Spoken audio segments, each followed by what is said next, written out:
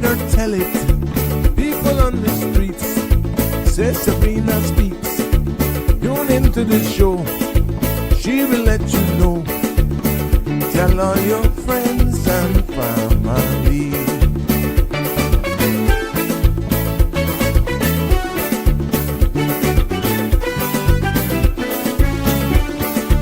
Real talk is no joke. You get the news straight up from grassroots and concerns. You hear with some people gone. So tell all your friends to tune in to Good evening, Cayman. I'm Sabrina Turner, and welcome to Sabrina Speaks, your daily dose of clarity, truth, and community insights. Every weekday from 5 to 6:30 p.m., we're tackling the issues that affect you, from national headlines to grassroots concerns. Whether you're in traffic or winding down your day, this is your chance to hear it straight and speak your truth. So buckle up, Cayman. We're not holding back. This is the show. We gotta let you know. Now we got to go.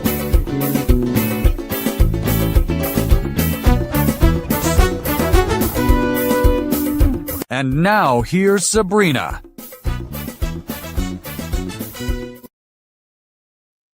Well, good evening, everyone, and welcome, one and all. I will be with you in a second, making sure that these links behave themselves today. How are you? How are you? I see Marshall. Good to have you here. There we go. We should be up and running now.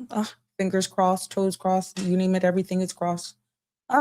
What an afternoon it's been. I hope everyone's having a good day, no matter what it threw at you, that you're still giving thanks. Just getting some of my stuff up here for you so that we can get this podcast started. I don't know about you, but I want to get started. And here we go. There we go. Yeah, but it's good to be back with you here this evening. Thank you for all of you who put up with me yesterday. And I don't know what the heck happened, but we survived. Thanks to all of the feedback from the YouTube crew, who pretty much said, you stay put. I could feel it. We're here and we having no problems. So yeah, Shaka Zulu put me in line again. Shaka Zulu did it. But yeah, it was good. I must say thanks to Danny, always sharing his knowledge. And man, this man is just jam-packed. He is just full of knowledge, and we appreciate all that he shares with us here on this space. And, that is what we want. That is exactly what we want from each of you, to weigh in, because we want to hear from you, every one of you. Everybody's voice matters. And I'm just getting the latest weather up here, because that actually made it into our headlines for today. Can you imagine?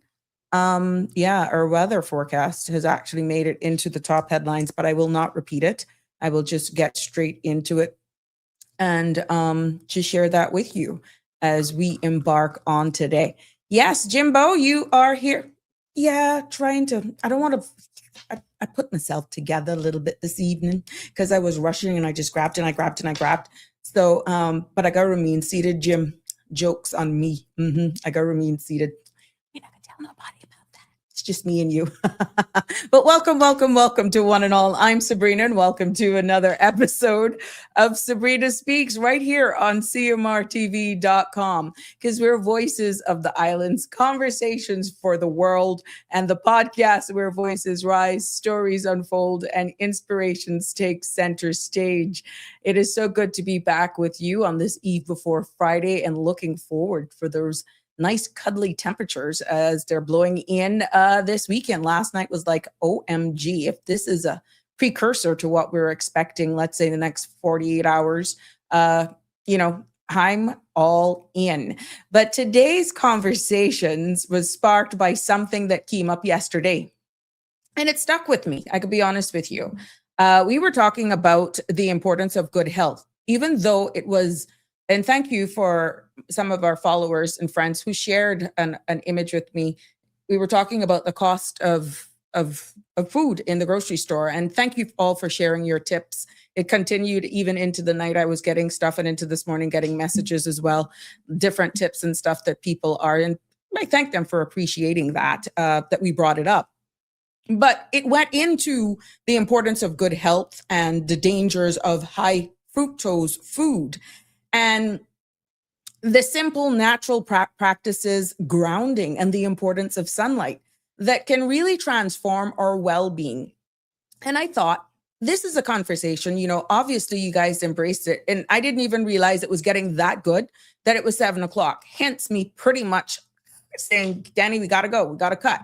But yeah, I thought it was really good to bring it back up this evening and just delve into it. And I also dug up some information, and I'll share with you also the image from the STEP survey, because it touches every district, it touches every household, every generation in these islands. And that's why I decided then to call this episode Stronger Together, because you demonstrated that yesterday with sharing the tips, giving us ideas on how to shop. I learned something with the grapes yesterday, despite them being modified, about how you can actually separate and bag them. And people are still joining together and going overseas and just doing bulk shopping and come back. And hence the birth of today's episode title as Stronger Together.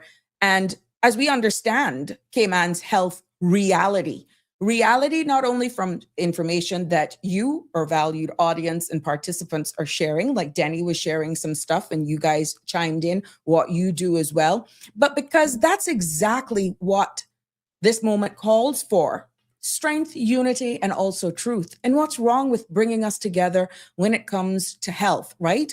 Because here in the Cayman Islands and the wider Caribbean, we are indeed facing a silent storm. Believe it or not, this is facts. And that silent storm is not weather related, even though well-being and health is even linked to the weather. But what I'm actually speaking about this evening is non-communicable diseases, as we got into yesterday. Non-communicable diseases like diabetes, hypertension, kidney failure, blindness, amputations. These conditions are the foundation of all of these bundle up into non-communicable diseases. And they are taking our loved ones too soon. And many of them are indeed preventable. We have seen right here in the Cayman Islands that we did our own exercise locally, and I'll go into that and I'll share some of the images with you as well to share my screen, and I'll be able to do a presentation with you of the STEP survey. And that, in layman's terms, is really our national health checkup. And the results are more than just numbers for the purpose of why it was done, because they are a true reflection on how we are actually living. It also shows a reflection of what we're consuming, what we're eating, how we're even moving. I need to do a little bit more. And besides being on the dance floor, and I'm being very serious here. And it also shows us the pressures on our bodies that our bodies are carrying, often without us even knowing. But let's make it clear. It is not about blame. It's about awareness. It is also about empowering each other, as we do here every episode.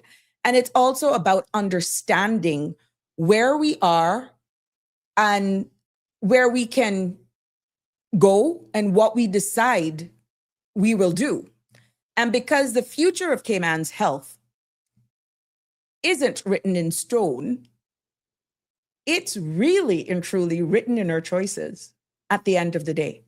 It's also written in our habits, and it's written in our willingness to support each other. And that's even from the national perspective. So hoping that was able to set the tone of today's show, because I want to dive into how small changes in behaviors can actually save our lives. We're not in a judgmental way by any means, but in an empowering, practical, cultural, grounded way. And my aim is also that we want to break down, as I said at the beginning, the findings in clear and simple language of our STEP survey. Just please remember that the content you're about to hear, including any discussions or opinions from myself, guests, and or participants, is intended solely for general informational and entertainment purposes. It's not a substitute for professional legal, medical, or financial advice. I encourage you to consult with a qualified professional for your specific concerns. Bridge Media Limited and all its affiliates disclaims all liability for any decisions or actions taken in reliance on the information presented. 345-936-8255 is the number to call to be a part of this discussion this evening, as you are all welcome to participate. But just before getting into that, we got to do the housekeeping. And there is a weather alert that is that has made the headlines today, even though we haven't gotten to that section yet. But let's get this out of the way. A strong cold front is expected to impact the Cayman Islands this weekend with waves of up to 13 feet. And a marine warning is in effect. Coastal residents along South Church Street and Northwest Point Road are advised to take precautions as wave overtopping is likely. And just to go straight into the synopsis for this evening, mostly cloudy skies with moderate chance of overnight showers are in the forecast, along with moderate winds and seas as the pressure gradient across the Northwest Caribbean begins to weaken. The small craft alert has been discontinued, and satellite imagery shows affected multi-layered clouds across the Cayman area. Now, the forecast for tonight calls for mostly cloudy conditions with a 40% chance of showers. Temperatures will fall to the low 70s. Winds will be north to northwest 10 to 15 knots, and seas will be moderate with wave heights of 3 to 5 feet, mainly along the northern coast, whilst also affecting the western coast at times, and swells are expected along the northern and western coasts. Tomorrow's forecast calls for mostly cloudy with a 40% chance of showers. Temperatures will rise to the upper 70s. Winds will be north to northwest 10 to 15 knots. And seas will be moderate with wave heights of 3 to 5 feet, mainly along the northern coast, while also affecting western coast at times. Now, the sun is going to set this evening at 6:15 and sun will rise tomorrow at 7:01. There will be a high tide at 6:55 this evening, a low tide at 1:41 a.m., and another high at 8:29 a.m. Now, the outlook is calling for the north to northwest winds to persist through the next few days, producing some northern and westerly swells. Furthermore, from late Sunday, an unreasonably strong cold front, this is the outlook, will rapidly push into the Cayman area, bringing significantly below average temperatures on Sunday, with strong to near gale force winds and rough seas. This is caution in the outlook. They're calling for a marine watch will be issued on Saturday night and be upgraded to a marine warning on Sunday. So there you have it. And if anything, with the winds last night, oh my gosh, they were howling, but I liked it. I really must say I enjoyed it. I want to say happy birthday to anybody who's celebrating a birthday today, of course, wedding anniversaries as well. And I heard today that someone passed. I cannot remember the gentleman's name. My humble apologies, but to the family who lost their loved one today, our sincere condolences go out to you all.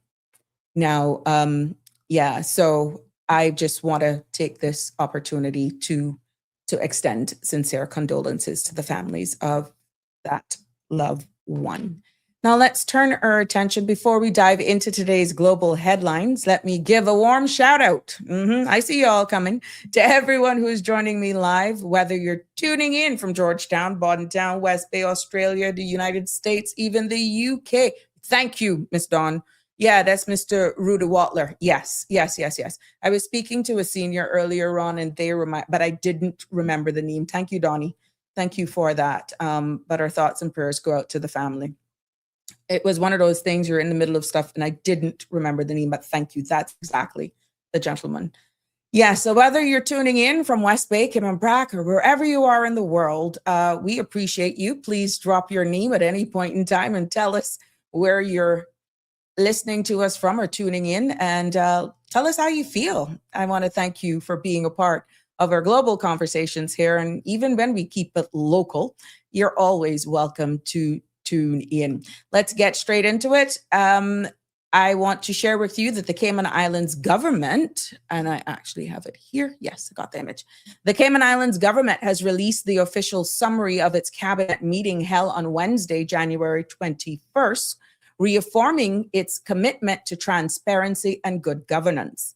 Now, at that meeting, the cabinet approved the Beneficial Ownership Transparency Amendment Regulations 2026, a move aimed to strengthening corporate accountability and compliance with international standards.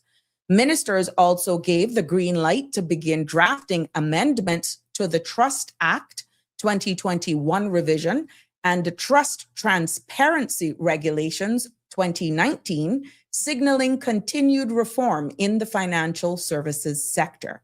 In addition, the cabinet reviewed and noted the Cayman Turtle Conservation and Education Center's annual report for the year ending December 31st, 2023, and the Minister for Tourism and Trade Development has been authorized to present the report in Parliament at its next sitting. And finally, the Cabinet acknowledged the 2024 Balance of Payments and International Investment Program report, a key economic indicator that tracks the flow of goods, services, and capital in and out of the country. Now, you can read this full cabinet summary online at gov.ky, gov.ky as well for more if you want. I just thought that that was making the headlines and it was worth bringing to your attention. Let's take it over to more local news. We have that regional rescue training was hosted here in Cayman, and the Cayman Islands recently had a Caribbean-wide urban search and rescue USAR training course, and that brought together emergency responders from across the region. Yes, that was organized by the Caribbean Disaster Emergency Management Agency, which is known as SEDEMA, and supported by the UK Foreign, Commonwealth and Development Office. Now, the training focused on collapse structure rescue, disaster coordination, and regional response readiness. Cayman's own fire service and hazard management teams played a key role in facilitating the course, reinforcing the island's leadership in regional disaster preparedness. That's something for all of us to be proud about. Now, immigration reform sparks concern. Yes, a recent CNS Viewpoint article titled, "There May Be Trouble Ahead," is raising red flags about the upcoming Immigration Transition Amendment and Validation Act of 2025. That's set to take an effect on the 1st of March, 2026. Now, this article warns that the new law could create a two-tier permanent resident system, potentially disadvantaging long-term residents and even children. Now, critics argue the change may lead to confusion, legal challenges, and social division if not addressed transparently and equitably. Let's take it over to the UK. The UK gaming retailer faces collapse. The UK largest gamer retailer owned by Fraser's Group has filed notice of intention to appoint administrators, and the move comes amid challenging retail environment and signals potential job losses and store closures across the country. Now, the company's future remains uncertain, and it seeks restructuring options. Housing reform. We have seen where Labour leader Keir Starmer has announced a £250 cap on leasehold ground rents, aiming to ease the burden on homeowners and renters across England and Wales. Here in the Caribbean, we see where Cuba on the edge as the U.S. cuts oil supply. In a CNN reports that Havana is bracing for a crisis after the United States shut off Cuba's access to Venezuelan oil. Now, officials are urging citizens to prepare as if a hurricane is coming, with fuel shortages, blackouts, and unrest already unfolding. The Cuban government has accused the United States of economic warfare, while President Trump has warned that time is running out for a deal. Let's look more in our area. We see where the Winter Olympic spotlight and Caribbean nations, including Jamaica, Trinidad and Tobago, Haiti, and Puerto Rico, are set to compete in the 2026 Milano Cortina Winter Games. This is marking historic's first in alpine skiing and bobsleighing for the region. We also see where Royal Caribbean expansion, yes, the cruise giant has announced a new discovery class of ships with the first to set sail in 2029. Now, this signals continued investment in Caribbean tourism and definitely cruise infrastructure. We also see now in the United States, as we wind up, WHO exit has confirmed. Making breaking news out of the US is that the US has officially withdrawn from the World Health Organization, ending nearly 80 years of membership. Now, health experts warned that this could impact global disease response and also funding. The White House is also reportedly scaling back on ICE and a CBP operations, Customs and Border operations in Minnesota, following public backlash and international reviews. Now, this marks a significant shift in federal immigration enforcement strategy. Now, there you have it. That's your global headlines for today. From cold fronts to policy shifting in Washington to Olympics dreams here in the Caribbean. You can't say I'm not giving it to you all in one breath. It is a pleasure to be here with you. Yes, yes, yes. Marshall is in the house. Hey, Mama, Donnie. Hey, Mo. It is good to be with you. Hey. Good evening. You're live on Sabrina Speaks. Hello, Sabrina. Hi. I want to talk about groceries for a moment. Sure. Go ahead. I can grab an image that somebody sent to me. Go right ahead, my love. Just went there today. Uh-huh. And walking out with 5 bags of groceries for $363.58. How much filet mignon did you buy? The only beef I bought was ground beef. I bought 2 packs of chicken thighs, a pack of chicken legs, and a pack of pork ribs. That was all my beef that I bought. I bought no paper goods. The only fruits I bought were grapes, bananas, and apples, and the grapes were $17.33 for a pack of grapes. How much pounds was that? It's 6 pounds and a 6 pound 19. So it's $2.80 a pound for grapes. Well, it just goes. I bought as far as cleaning supplies, the only thing I bought was a spray for the top of my glass top stove. Yeah. So it's, the only vegetable I bought was spinach and 2 a green bell pepper and a red bell pepper. I mean, seriously, $363. You had to look at it. You had to look at that to really see what you picked up. Yes, so $454.47 US dollars for 5 bags of groceries. How much more can we take? Which spin off from yesterday? I saw where someone shared with me by WhatsApp this. I don't know where it is, and it doesn't matter, but this is a pack of pork chops for $5.99. And that was shared. But I'm glad that you actually shared your experience. Really and truly, Jimbo, how did that impact you? Did it make sense with what I was saying yesterday? With you see the shock and look on people's faces. It's all, you laugh, but it's not that it's funny. You're laughing because it's shocking. You're like, what the flip? Well, I've been watching when I go to the grocery store, but it's like I just to think I didn't buy any paper goods, no toilet paper, no paper towels, no clothing, laundry soap. No dish soap. Yeah. None of that stuff that really adds up. Yeah. Beef really adds up, but I'm still spending that kind of money. That's not even a week's worth of groceries for a household.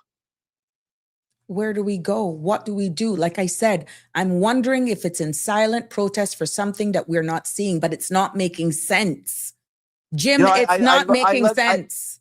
I looked at the pork chops, and even the center cut, the thicker ones aren't as thick as they were as they are. Were the boneless, skinless pork. I mean, the boneless pork chops. You know, they're even smaller. Just looking at everything, the romaine lettuce is a joke. The 3-pack before that used to be stuffed. They were packed in the pack for 3. Now they're very flimsy when you go to touch them. I don't know if they're going with a cheaper, suppliers or yes, a cheaper supplier, but yet charging. I mean, I understand it costs. I know that whole picture of shipping. I've been in that business before. I know what it costs to ship. I know duties and freight and all that kind of happy stuff. But this is absurd. I mean, who can afford to shop? Who can afford to eat? It was the nooks and crannies of why I brought it up yesterday, Jim. You know, I just saw on Marketplace a rental. I think it was almost $900, and it looks like a storage shed. Oh wow! For $900, it's a makeshift kitchen.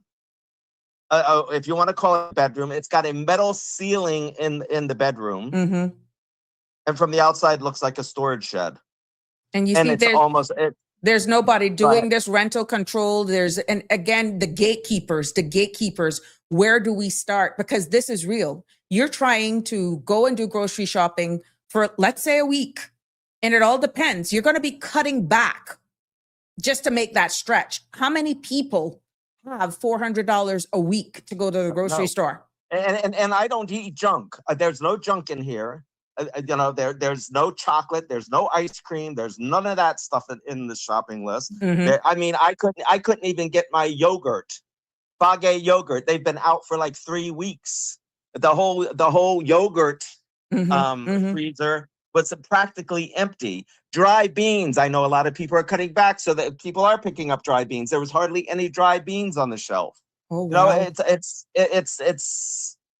I don't know. I'm just flabbergasted. I'm shocked. I'm not saying that the grocery stores are ripping us off. That is not what I'm saying. No, I get you. Because I know the cost has gone up. My whole thing is, who can afford it? You're talking about good health. Well, people can't afford it, so they're buying rice, they're buying potatoes, they're buying breads, they're buying the fillers, for their families to fill up their bellies, the cassava, the yam, all the stuff that fills your bellies. Yes. Which the way it's prepared, Caribbean style, is not healthy for us. It's full of butter. Correct. Or margarine. So how is anybody, a regular Joe, your average person, supposed to eat healthy and do right by your body when this is what we're looking at? And then again, we have to look at Cayman brack. It's even higher over there. And worse quality by the time it gets there. It's freezer burnt it's no longer what we deem as fresh. Yes. And also why I have the attention of you and the audience, people also need to look at what they're buying. They need to read the ingredients. Even spices are so full of heavy metals. You have to watch what spices you pick up. You have to do your research, because some of the brands are full of heavy metals. So it's almost like a full-time job to go in the grocery store and read all the labels, to do your research, to do whatever you have to do to try to live a healthier lifestyle. And hope that an AED's machine is not that far away, because you could end up with a cardiac failure when you get the bill. And this is real. This is real. Right. People are, and I'm glad that you said that, because younger families who, and especially those single households with younger children, they are doing exactly what you're saying. You're seeing them packing up on the pastas and the microwavable macaroni and cheese, and you do your sausages, all your processes, meats and stuff like that, because you can barely afford the chicken and to do some curry chicken. And if they have the time to even be at home. A lot of the kids are totally dependent on those lunches prepared at school and anything that can be popped in the microwave or an air fryer once they get home. And these are things that ties into today's topic of the health. We already got the statistics to show where our trajectory is going, but I'm so happy, Jim, that you've shared this with us, because many people are actually wondering, how are we going to navigate? How can I do better when you either can't find it or you can't afford it? Yeah. And also, I'm going to go back to vitamins as well. We were speaking on that yesterday. You know, people have to understand when they buy a bottle of vitamins, they just go in the store and pick up a bottle of vitamin C. No, you have to do your research on vitamins as well, because those are also full of fillers. So you have to make sure that you're buying a quality product, but then again, you have to pay the price for the quality product. Exactly. Half of these vitamins on the shelf are junk. Jesus. I'm really feeling, because we are limited with options, and I see where Jonathan Can, since I have you, might as well me share this with you. Jonathan Can says, food is expensive because there is no government checks on price. Everyone is being ripped off of profit first, and the government doesn't look, as probably most have family or relationship with the shops on question. And, you know, you're seeing where also people are saying, and what makes it worse, Miss Janet Watler says, the sizes keep shrinking, as you alluded to. Yes. And she said, I packed up a small container to get some soap and put it back. The price was more than a few cents. The price is more by a few cents, and the size is smaller. You have to go back more often because of the smaller sizes. So people are not wrong. We're paying the same prices, but you know, you're right, Janet, because I saw, is it Tide or Gain or one of them? And you're paying the same prices, but the ounces were different. The size, it's different. Yeah. I mean, you know, like I said, you go through the grocery store, and what I saw, the dried beans, hardly anything on the shelf, hot dogs, hardly any in the cooler, a yogurt, hardly. I mean, that was depleted. So it's I understand people are grabbing these because they are lesser. But even hot dogs anymore are so expensive. You know, quality hot dogs. It's just crazy. It's madness. I'm sorry. We love this. We love this feedback. Yeah, we love this feedback. You know, and it's just upsetting to think, okay, I can afford it right now, but how much longer am I going to be able to afford it? And the people that were able to afford it cannot afford it any longer. Correct. I see. I see where Donnie, not cutting you, go to Himalaya. They're subsidized to the Cayman community. Yeah, Donnie, I need to look more into their stuff. So Donnie is recommending that we go to Himalaya, but for what? Oh, for the vitamins. Yes, Jim. Have you been to the Himalaya store across from the government administration building? I don't believe I have. You need to visit there. Yeah. Toothpaste as well. Lots of stuff. The last couple times I've gone to the States, I've loaded up on vitamins, and I get the good quality vitamins. Right. They're still expensive, but I do my research. Like I said, I do my best to eat healthy. I try to take care of myself halfway decently, you know, but it's like, how much longer can people afford to do what's necessary to stay healthy? And especially as you get older, you have to think differently than you do or did when you were younger. Yeah. But thanks, Dawn, for sharing that. Yes, Jim, I think you need to pop in there, read those ingredients. They have toothpaste, soaps, mouthwash, different multivitamins and stuff, and even shampoos, bath soaps, and all that sort of stuff. And the ingredients are all natural stuff. That's very good. Okay. Shameless plug for Himalaya. Thank you, Dawn, for that. I think a lot of people forget that they're there and what they actually offer. And I can remember when they were one little store in Elizabethan Square, and now they have their own building directly across from government administration building, and their selection is huge. I saw Eric brought home some stuff the other day because he has facial hair now and he's blown over and he's gone bald. And whatever stuff he's using, he's happy. He's happy with the results. So check them out. Check them out over there at Himalaya. Yeah, and it's not like you can just walk in one grocery store and do your shopping anymore Correct. either. Correct. Because I mean, one grocery store changed their meat supplier, which I was a little upset with. I don't usually support that product, that vendor, that supplier, whatever. Right. But so yeah, you now it's not a matter of going into a grocery store and doing your regular grocery shopping. Either they don't have what you need because it's sold out on a regular basis. They're not bringing in enough to keep it supplied in the stores. Or they expire quicker and then they have to, get rid of them. Yeah. I noticed that the other day as well. There was a gentleman that was actually removing stuff from the shelf. And when I realized it, the stuff that were being removed were actually expired stuff. And if you do your research, the expired date isn't necessarily mean it's expired goods. Okay. That's basically sell by date, not necessarily the expired date. I guess the stores don't want to take that liability or that risk. I get that too, but here again, what is it against the law to do anything to help less fortunate people, to help any the food banks, anything like that? Are they allowed to do that? Because in the States, I know you're not allowed to. But it's even the farmers. Okay, if you have expired produce, what about feeding the cattle? Yeah. What about feeding pigs? I think some of these farmers do have agreements with some of the grocery stores, and not speaking on behalf of any of them. I raised up with family who used to do it back in the day, and I can see my grandfather and my uncle Whitmore Sims going out to Colmart and Kirk Plazas those days, and they used to bring all the produce stuff and feed the pigs and the cows.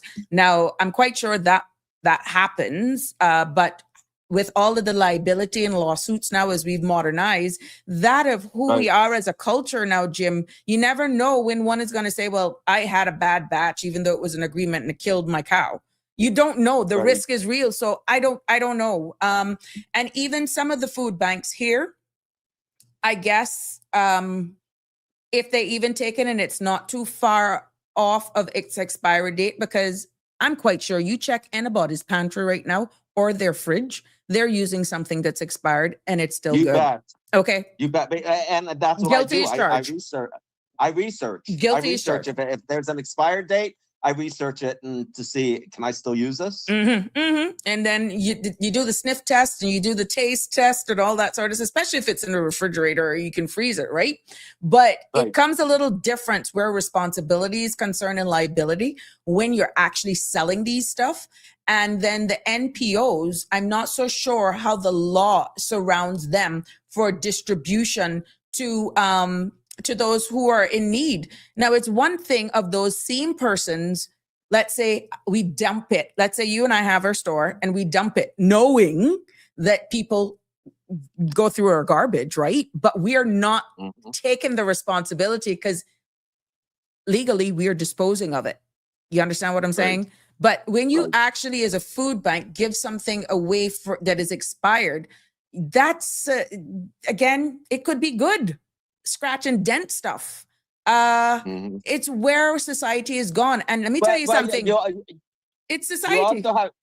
You also have to be careful with dented canned goods. Yes. Especially if the can is dented up toward the top or the very bottom, because that can slightly crack the seal of the product that's in a can. So people have, and that's where when oxygen gets into that can, that's when things can go awry. So people have to be careful with the dented canned goods as well. Yeah, but I don't know. I'm not an attorney. I'm not so sure where legislation lies with those food banks, the churches and stuff that may get some stuff that is near the end of shelf life. But I know your girl eat it.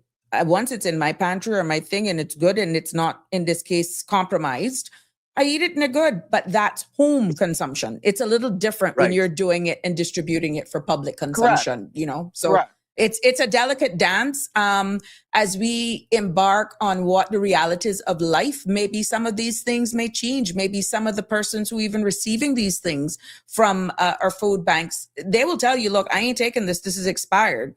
What do you do?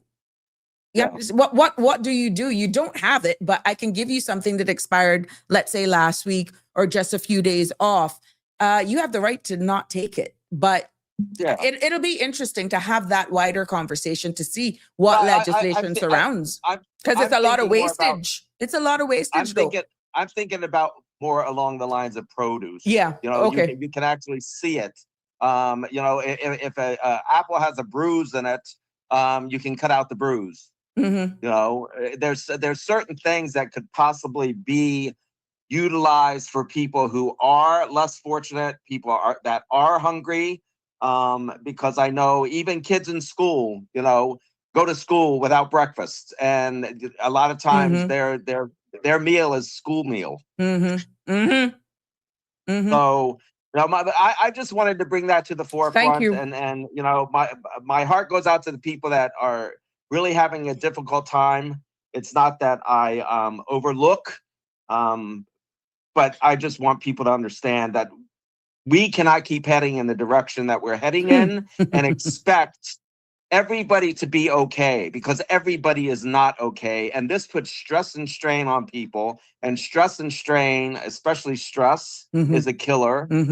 Depression sets in. Then we go into the whole mental health side of it, and you know, people possibly committing suicide. I mean, it's just the cycle, the vicious cycle that everybody has to take a look at, and not just walk around with their head in the sand. All you have done, Jim, is validate exactly what points I was bringing across yesterday. Remember, in one segment, I even dropped the line, having been in this position where it's almost taken as an insult. Now, how far can a $25 shop gift card take someone who really needs, or have a household of 2 or 3 kids? You've just shared what you have experienced. How far can that go?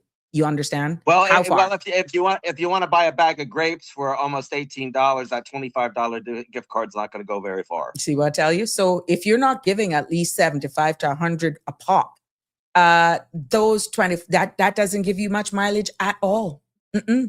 Oh, if any at all.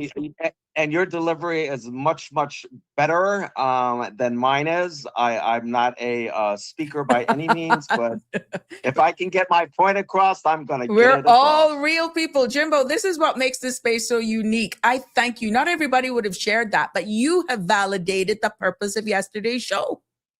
Yeah. Because you actually experienced that, and you can hear it in your voice. You're shocked because you still don't have detergent. You still don't have toilet paper, paper towel, whatever the case may be. There's still key essential things that you will need that you still were not able to pick up, and you've already gone $400. And you know, you buy a pack of ground beef for almost $11. There you go. A pack of ground meat. It's just I don't know. Anyways, I'll let you go. I'll let somebody else participate. I would love that. But you're welcome to call back if it bugs you even more and give us some more tips. But anytime you go out and you experience anything, especially as it aligns or something that would bring to our attention here for us to expound a bit more, to add more context, Jim and everybody who's in tune, everyone who's commenting, call in, let us know, and we'll delve in more. Thank you so much for sharing that with us today, Jimbo. You bet, Sabrina. Thank you. Sure. Yes, I see your messages are coming in. Denver says here, milk is still good. Just keep it in the back of the refrigerator. Yep, Denver, I do the smelling on that one too. And once she's not off, she's good to go. Jonathan say, well, you should not need to have food banks in a wealthy island, but everywhere in the world we do. And it's embarrassing if you need food to live. That is here, Jonathan. And we do have our areas that are less fortunate as well, even though our island is, yes, one of the most wealthiest. That wealth is not shared by everyone, Jonathan, but thank you for pointing that out and acknowledging that it's real. And we do have seniors as well and shut-ins. We're no different than anywhere else.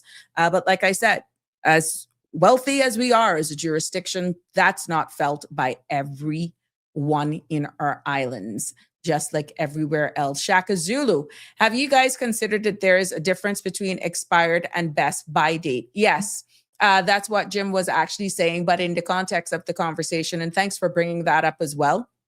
But I'm not so sure, Shaka Zulu, for the distribution and even for the sale in commerce, like the supermarkets, for the food banks and that sort of stuff, how that actually impacts where liability is concerned. For me, like I said, for my own consumption, I'm good. But would I look at that totally different distributing as a business place? I would look at it totally different. Now, you would have to know who you're donating and giving that to understand, look, there's an agreement that this is off by a few days, if we're okay. So there's, but yeah, thank you. There is a difference thank you for sharing that. There is a difference between an expired and best by date. It's a marked difference. Connie says, I shop to cook. I stopped packing up my pantry. It makes total sense. I used to do that back in the day when my sons were much younger, Connie, that every evening I would pop to a particular grocery store on the way home and I would buy whatever meats it was I was cooking for that evening. Literally, I would do that almost every evening.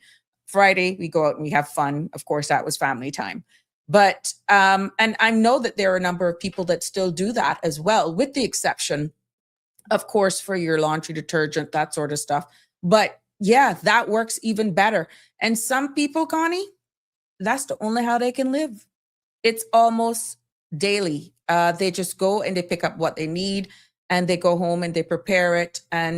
But what happens when even buying in bulk now is becoming too expensive and you're realizing now that we're always having to go back to the store more frequently? And because you can no longer afford it even in bulk, when you actually weigh those now, Connie, that's a different thing as well. And we're seeing that creeping into our society as well. Sarah, Sia says, it's only when the people of Cayman can accept the necessary evil to change things on this island. Only then things will turn around. Thank you for that comment. And I wonder what is the magic trick in this? I see where CMR had an article yesterday about the dollar value of the US currency has dropped lowest in quite some time. And I'm paraphrasing here. But what that actually, and I did a research, a little thing on that. And that means, here we go again, that could impact the cost of goods as well. Their overall rankings of their currency in the world, they still remain the top 10. And for the record, Cayman Islands currency is top 6. That's based on last night. But what it means is because our high importation of goods here in the Cayman Islands, and especially from the United States of America, is so high that any inflated costs, any cost of goods that our vendors are actually purchasing, we're actually feeling that at the end here. Even when our government amends custom duties on items, remember, back in 2021, all feminine hygiene products and stuff for the elderly and babies, including sanitary napkins and that sort of stuff, Pampers, adult diapers and all that sort of stuff, duty free. Can you say you have seen that? Can you say you have seen the difference at the checkout counter? It will blow your mind how much things under the customs in the tariffs are duty free. Things that are duty free. But people are saying we're not seeing the benefits. And that is why there was a public cry for vendors, for supermarkets, for businesses to actually try to work when these duty decreases are actually in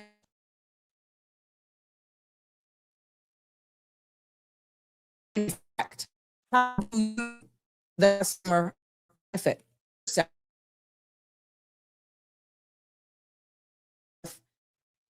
and to go and look is duty. And if you're, let's say, shopping or overseas, whatever, and you can go up and you can buy some of these things. I mean, I'm not telling you to just go jump on it because that's even expensive now. But just just take a look and see exactly how much things are duty free. And I'm hoping maybe one day we can get a round table of some of our merchants again to break it down. Is there any relief in sight? I don't know. I can't answer it. Maybe the Chamber of Commerce can come because they're totally locked into all of the business community.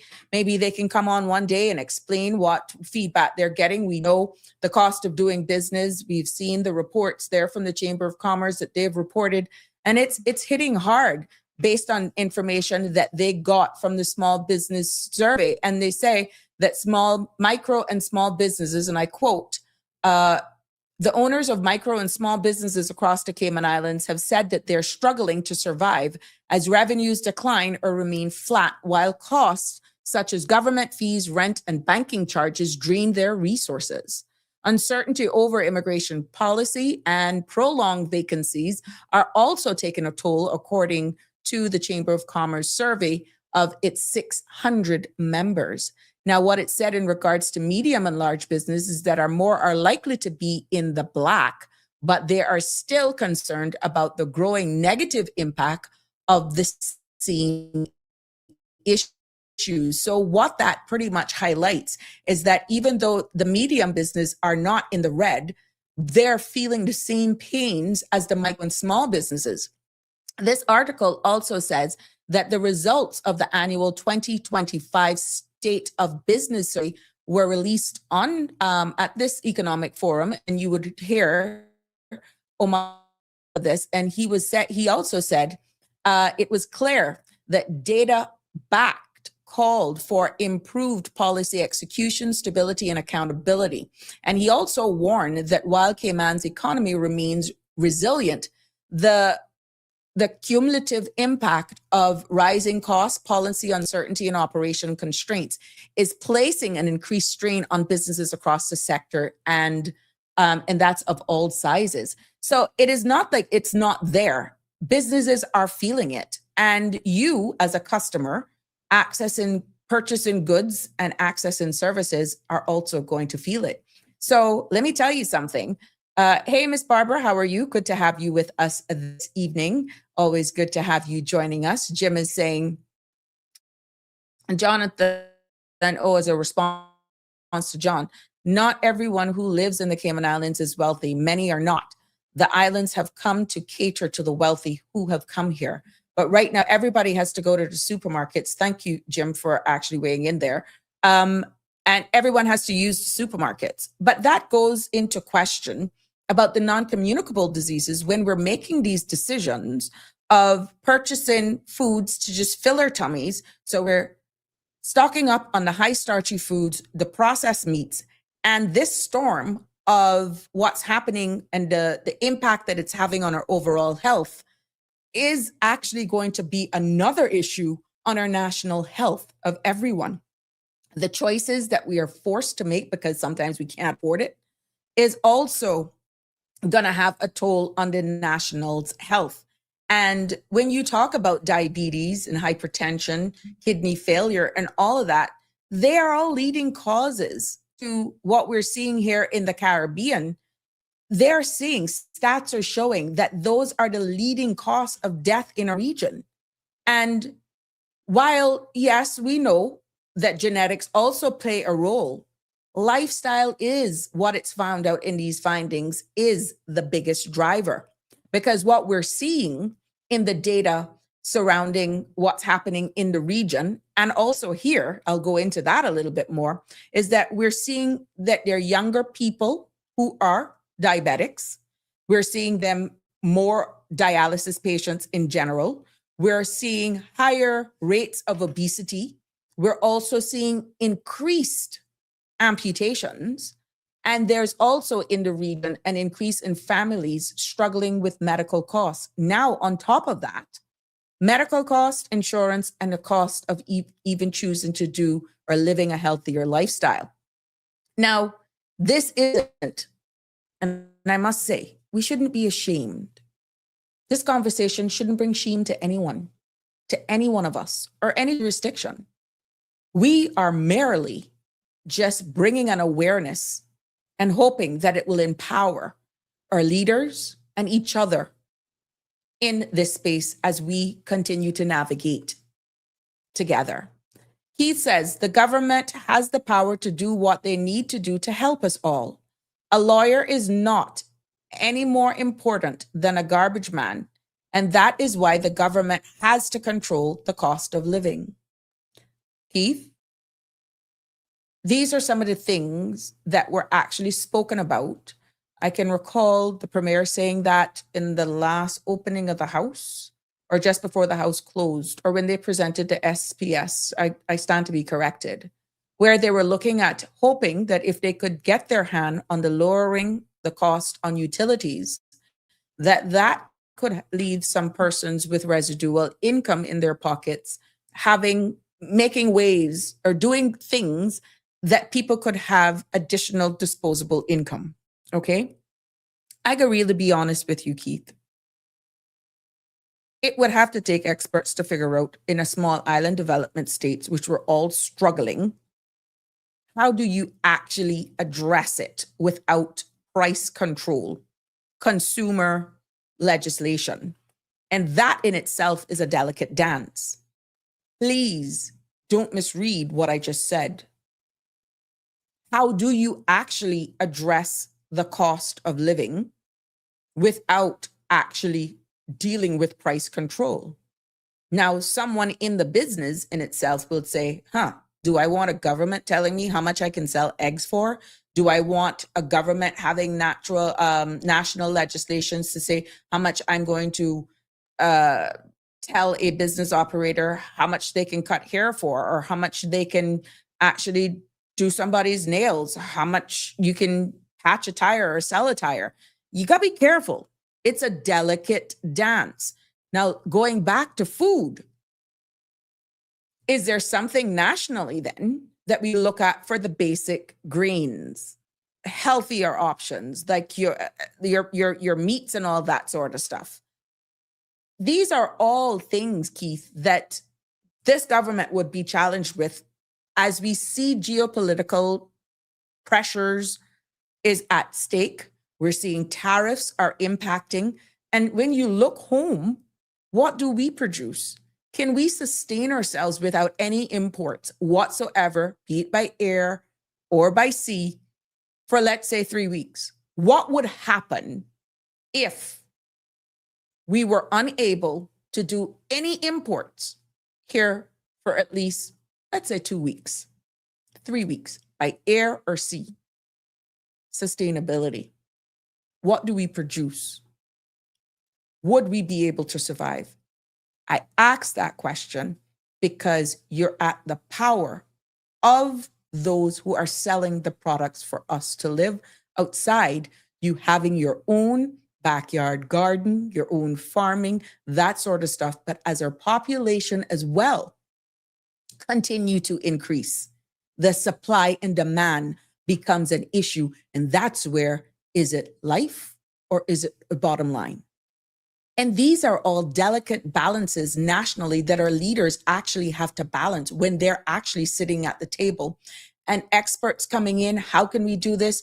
Merchants coming in, the business sector coming in, and members of civil society, which is why it is so important for spaces like this to have these real conversations, so that when they're actually making these calls, trying to find out how to address these issues that are impacting everyone, no matter where you fit in that sphere of wealth, at some point, we all got to go to the grocery store and we all are going to pay the price. It may hit me harder than you or vice versa, but guess what? We got to go there. And this is why it's important to have true community participation as well as industry stakeholders. Because at the end of the day, our input, our voice matters because we're feeling it. But how do you look at it from the perspective of being a business owner as well? Because you're knowing what you're paying for the cost of goods. I'm quite sure you have this conversation with persons in Little Cayman and Cayman Brac. It is a total different feeling because they're almost if they don't come down to shop, be it every 2 weeks, once a month, or whatever, they are left to pay the price that is on the shelf over there. So even though we're complaining over here, when you see stuff like this in our shelves here in Grand Cayman, this is a dream for those in the sister islands. And that, my friends, would be considered very fresh for them. So it is amazing that we're all here in the same beautiful Cayman Islands. Yes, but we're all being impacted in so many different varying ways, but we're all asking for the same thing. What is our government going to do to lower the cost of living, which is a broad brush that can be broken down into the cost of groceries, the cost of utilities, the cost of everything. And I think once we have that open discussion, people will get a better sense in narrowing it down. How can we address then utilities? How can we address food? One may be a little bit easier to address than the other, just because of exactly the variances, their suppliers, what it takes in order for that business to actually operate. But at the end of the day, those conversations are real. And I love Jim for calling in, for sharing it, because I never dreamt so close after an episode that someone would actually validate what I was saying. And it's true. Now, do you believe me with the $29, with the what, $19, $20 bag of grapes? See? So our leaders really have their work cut out for them. And I gotta be honest with you, I feel it for them, because not having the true conversations, and worse, if you can't explain how you're going to deal with it, you're going to pay the price at the end of the day. This is not a threat. This is just facts. Hence, we're bringing the conversations here. Hence, we're having the conversations, because people hurting, they don't want to hear no BS when that time comes. They're going to look back at everything and not understanding the multifacets of how policy is made, how change can impact from the highest person in our society to the lowest person in our society, can change the trajectory of any sitting administration. Let's see what Miss Janet is saying. Yes. Oh, Jonathan says, I struggle every month as well. Miss Janet says, while I want to shop local, some things are just too high. So I do a spreadsheet and compare prices by adding the cost of items overseas, shipping and duty. If it's a big savings, I ship them in. I join with some family members, so we share the cost. I don't have to buy paper towels, laundry soap, bath soap, toilet paper, toothpaste, garbage bags, aluminum foil for 7 months. This is a big help to my shopping list. Janet, thank you for sharing that with us. We kind of went into that as well yesterday, and it's amazing how much people are actually doing this. But what happens now, Janet, when that, for whatever reason, may actually see a spike in the raise for freight and duty?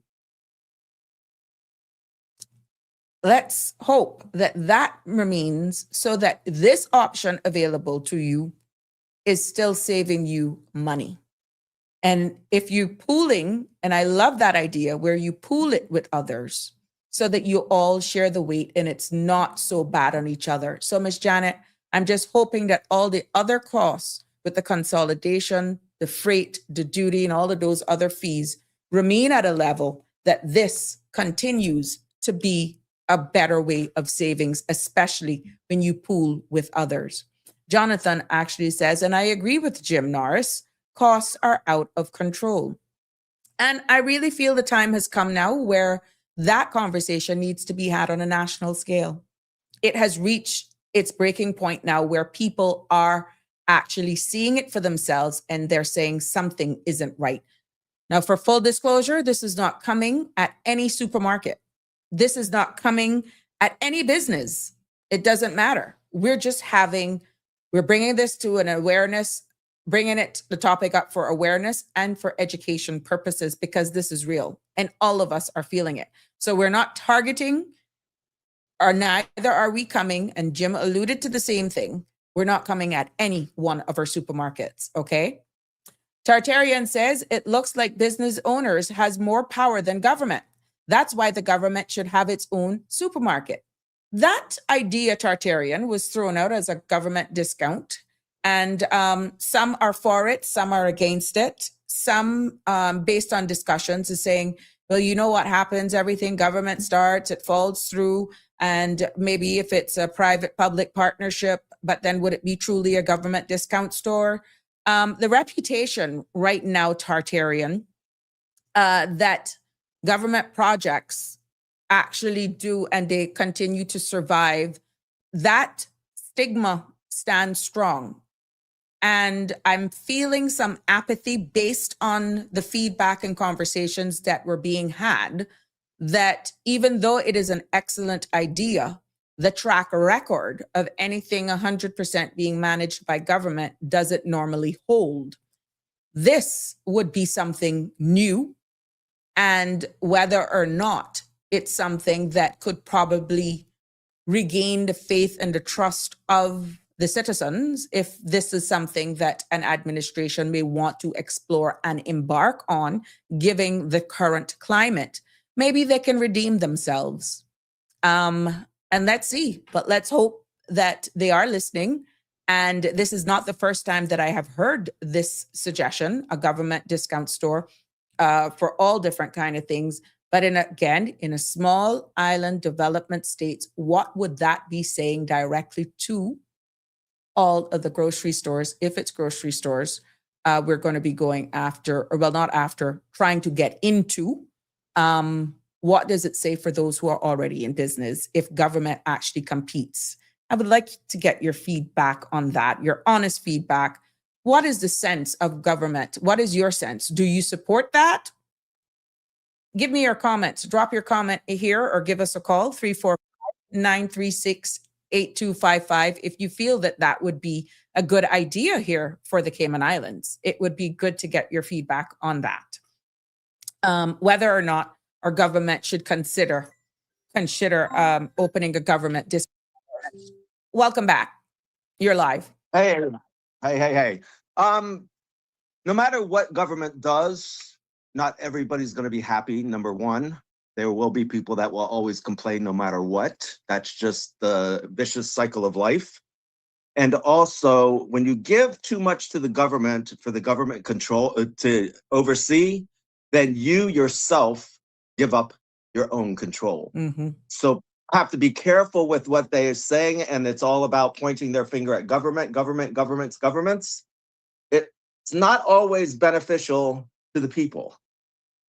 Mm-hmm. So people need to tread a little bit lightly on the government can do this, the government can do that, the government can do the other. Not always. But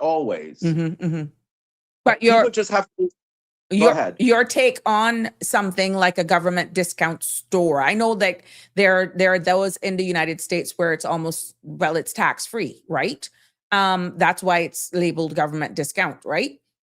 What would you think of that being done here but it's the same importation? Would they not be hit with the same thing? You get what I'm saying?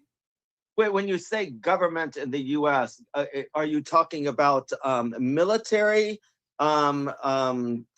grocery stores? They do that it for are owned by the government? Correct. Similar concept. Okay, to be honest, I've never seen one that was just opened up to everybody and anybody. Mm-hmm. To be honest, I've You have to show your ID. witnessed that myself. Mm-hmm. So I mean, I have been in commissaries, which are government owned and operated, and that is for people who are in the military and their families. Those I am well aware of. Right. But I've never seen one that was just opened up to general public. Yeah, but But would you support that if that was even a thing, or would you look at consumer protection carefully, but inviting a cross section of people at the table so that you could have a balance outlook? I would rather see consumer protection. Mm-hmm. Consumer protection is very much needed here in the Cayman Islands. Mm-hmm. And some people want to say that that's a delicate dance because you don't want to make it seem like it's dictatorship style of telling me what I can. But that is on the far end of just looking at consumer protection. It's all about balance. Consumer protection is a broad Correct. spectrum to look at. It's not just the groceries that we're Yes. talking about. It's a very broad and widening for people to be able to voice a concern, to submit a complaint, to do whatever they need to do. Mm-hmm. There's no consumer protection here for anything, for anyone. Mm-hmm. Mm-hmm. I mean, we need a housing protection, not only for the landlord, but for the tenant, especially the tenant. Mm-hmm. You know, there's so much that's lacking here. We've gone so ahead. We've pushed ahead. Mm-hmm. You know, we've opened the doors. Slung them wide open in other areas. But there's areas that they're not even being touched on, and it's concerning for everybody.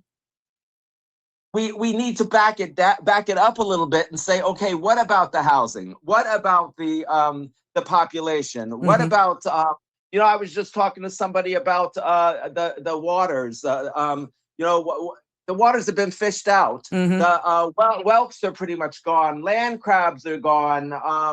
You don't see red shanks anymore. What's the little crab with the shell on it that walks around? Soldier crab. Yeah.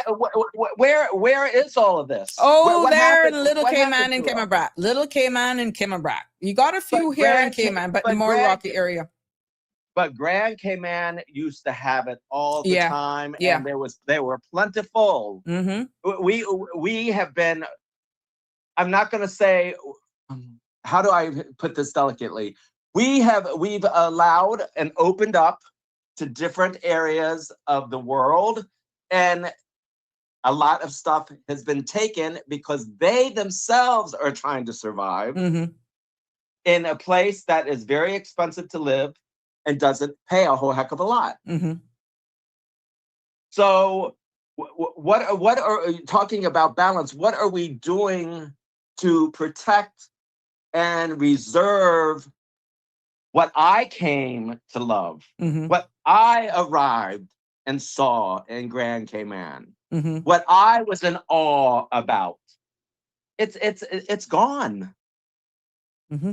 It's gone. I know what happened, as you alluded to. There was a time that there was an invasion of red shanks coming. I can see the headlines now across the road in East End where they were climbing up the walls and all that sort of stuff. I think that was just before Hurricane Ivan. And I think what has happened at all of these crustaceans, for example, for this context of this conversation, is the huge development that we're had. I'm not telling you that they don't exist, but you will find them in Grand Cayman more up north side, East End area, maybe a little part of Bodden Town, but it's something to scratch your head over in Georgetown. And I remember growing up right there behind Piccadilly that we used to have soldiers all the time in my grandmother's yard. And I'm quite sure it's been a long time that we haven't seen anything like that in the center of town. Now, You don't see it in the Eastern District either. see, I mean, so, I drive up and down these roads all the time, Mhm. and I remember a certain time of year you could drive through High Rock, yeah, and they would just cover the road, and you couldn't help not to hit them and kill them, Mhm, mhm. But because they still, were so plentiful. But Yeah. you would drive very slow and hope they would get out from under your tires as quickly as possible. mhm, But they're gone. mhm, mhm. Land crabs. You used to walk around and you could see them. You don't see them anymore. Mhm, mhm, mhm. It was so. Here again, talking about balance. What are we doing in the bigger picture, the big scheme of things? That's the national question, which is why I did that big spiel before you called. And it's a delicate dance. And I don't think there's a magic. I stand to be corrected. Somebody just say what it is or give some ideas, but you're going to need all hands on deck. All hands meaning people like yourselves, persons from both sides of the spectrum, all sectors. And this is why we're having this conversation. Your legislative makers, the merchants, for what it really looks at. I think somebody had a comment here, the ESO, the data on what it really costs for an average bag of groceries here in the Cayman Islands. But that can change based on geopolitical climate that we're in and all the tariffs as well. I think why we are on the back foot here in the Cayman Islands, Jim, don't mean to cut you, is because we're heavily reliant on importations of everything. We're not like for Jamaica that, even though they were hammered by Melissa, we don't grow a lot of stuff. We don't produce a lot of stuff that we can even sustain ourselves. But let me say that it's not that it can't happen. Right. It just needs to be better supported. It needs bigger dollars from agriculture, government side to be able to support this area of the island where people that do farm can actually have that support, which it's not given. You know, you can give out a little trophy or a little of this or a little certificate or whatever you want. That's not helping the big scheme of things. Like I said, it needs more. And you know, somebody commented about, you know, if more white people would speak up, maybe they'd listen. It's not about color either. You know, whether I'm white, black, green, or purple, it's because this is my home. And it's been my home, and it'll be my home until I decide otherwise, or the government decides otherwise. And it's because I give a damn, and I will continue to give a damn, and I will continue to speak up, and I'll continue to speak out. And if people don't like it, I don't really care. I am going to say what I see, what I feel.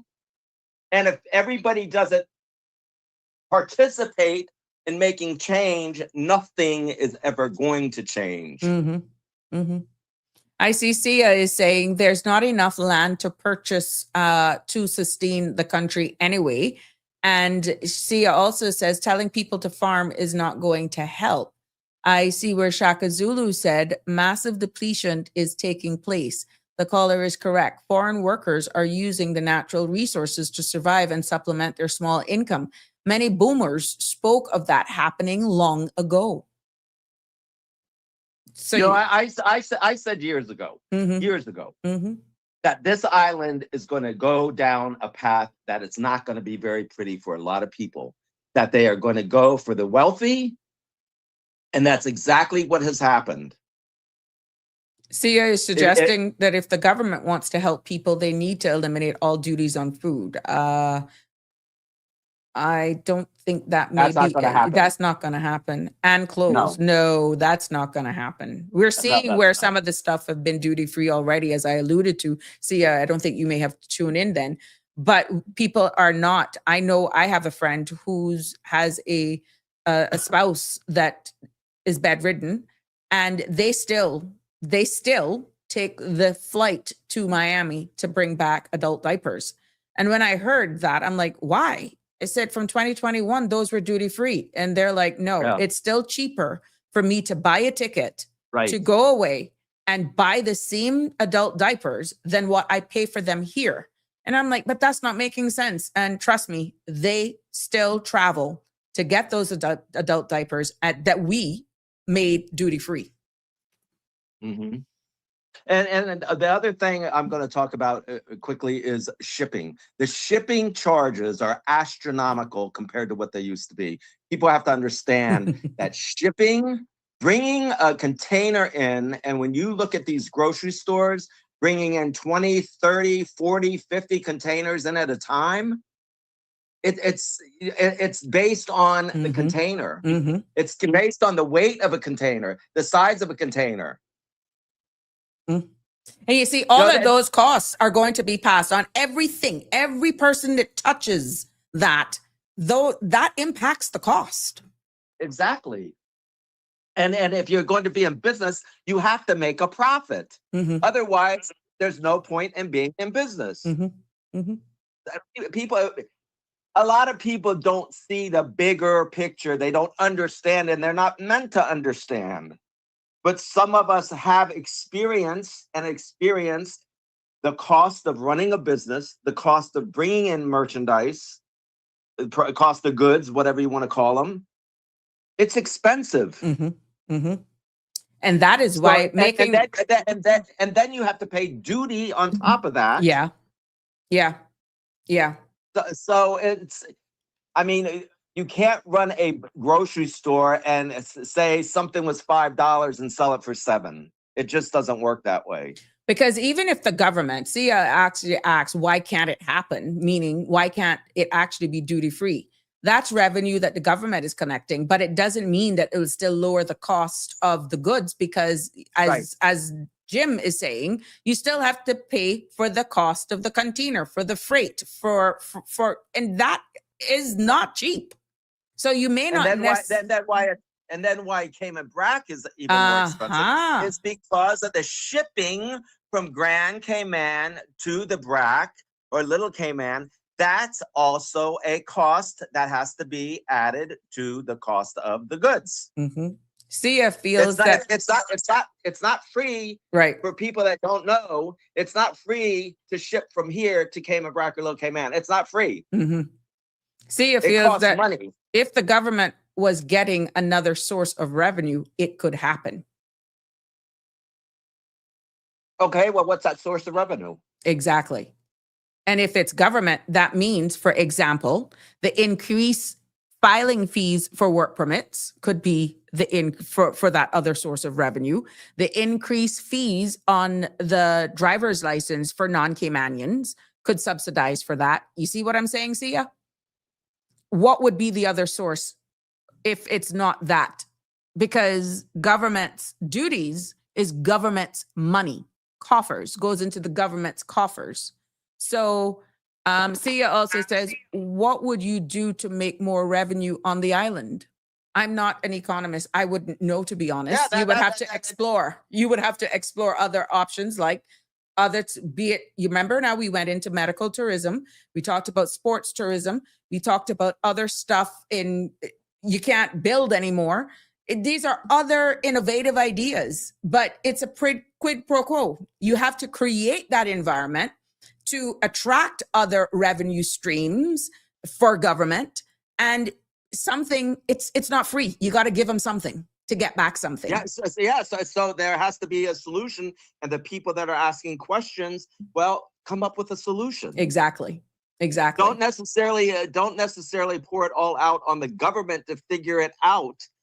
There's a lot more brains out here walking around that could come up with ideas to throw out at the government and say, what about this? What about that? You know, maybe they need someplace where you can write it down and drop it in a box somewhere. Who knows? Just something. But people can't just sit back and complain and do nothing. That takes us nowhere. That gets us nowhere. Sia, what is that? Sia says, what Cayman needs, the people won't admit. Legalizing what? Gambling? Casinos? What? No. Let me know what your thoughts are. I mean, please share them, even if you want to privately message me, which I would actually said it. But yeah, what would be your idea? Shaka Zulu is saying. I'm gonna interject on that. Go ahead. Legalizing gambling. There's enough addiction here on this island already. Addictions, the plural. If it was lotto, Cayman's not big enough to run a proper and profitable lottery. And people have to understand too, a lottery is a business. So the lottery has to make money to be able to have a successful lottery run business. So if people want to legalize, what I just mentioned, well, good luck with it, because it's not going to be successful. Shaka Zulu said the Cayman could consider becoming a lending destination for cryptocurrency. That'll be interesting to hear the bank's feedback on that. But we asked, what about additional revenue streams?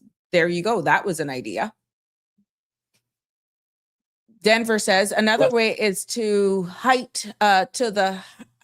increase the fees to government on all the money going out of the country by MoneyGram and Western Union. That about 350 million a year, if not more. And you know what? I don't have a problem with that. Mm-hmm. Mm-hmm. Yeah. It's not that I want to be, ugly Leading. Okay. to anybody, Mm-hmm. but I agree to that. Mm-hmm. Correction by Shaka Zulu said being a leading destination for cryptocurrency.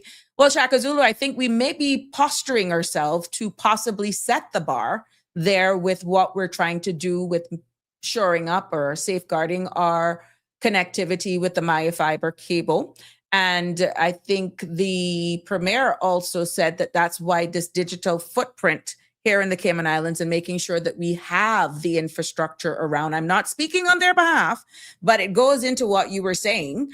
Maybe we are posturing ourselves to be the leading destination for cryptocurrency. And Denver says like Bitcoin. So let's see.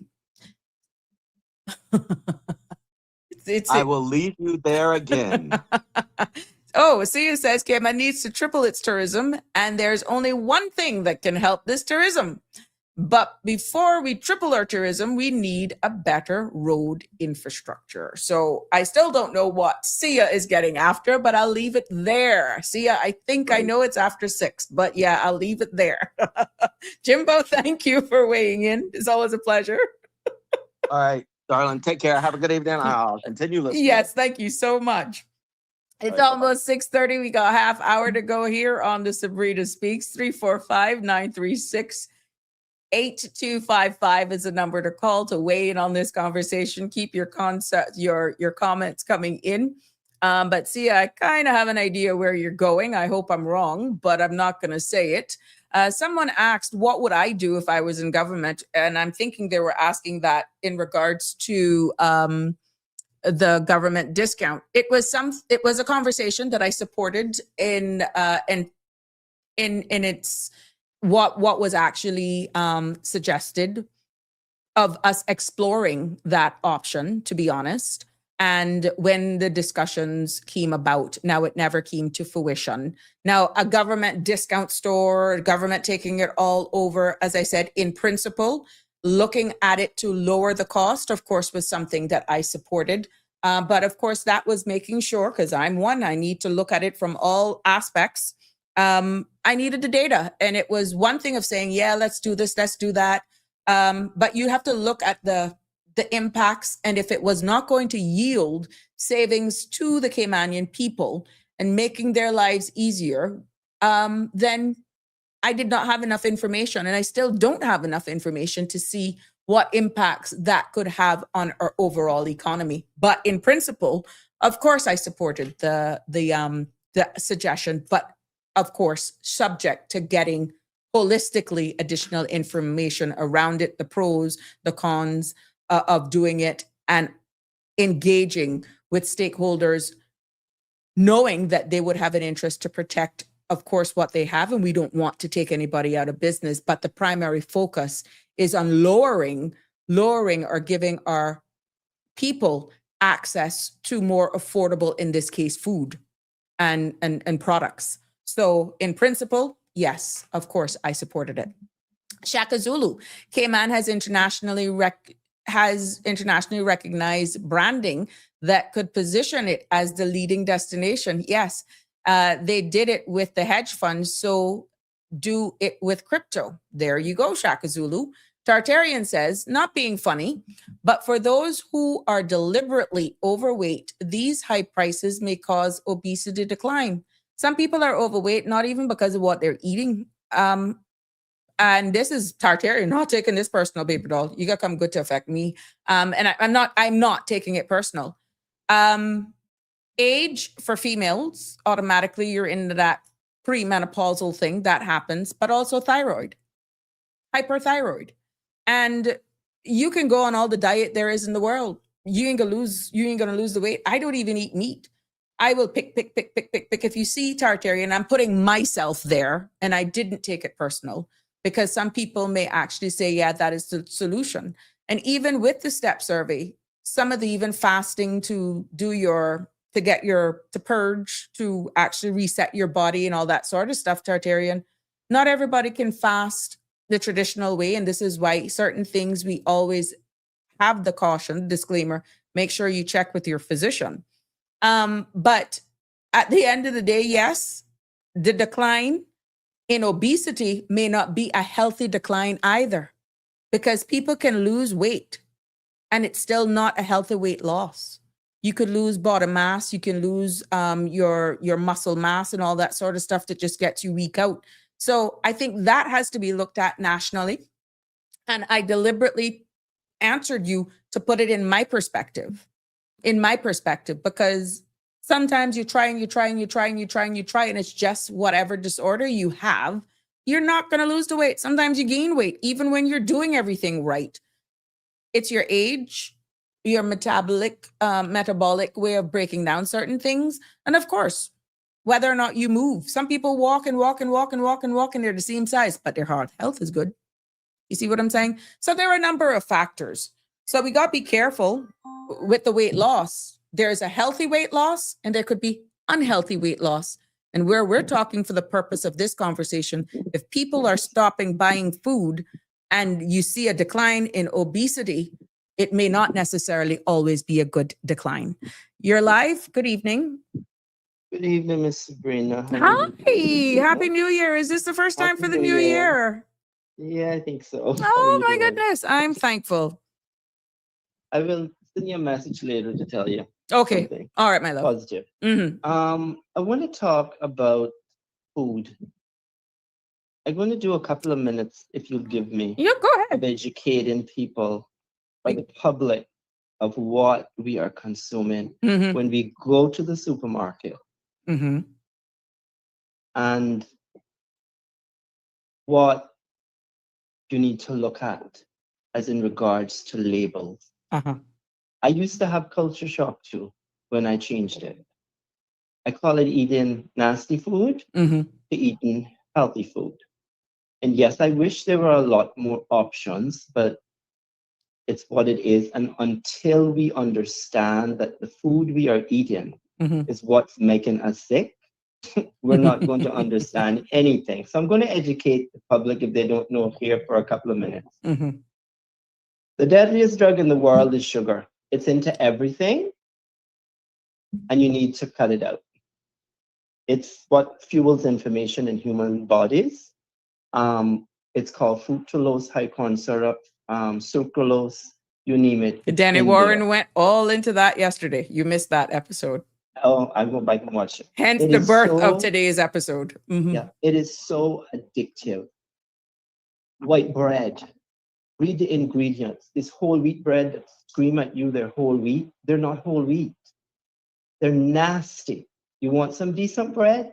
Go to the freezer section of Kirk's, Hurley's, Foster's, and get yourself some Ezekiel bread.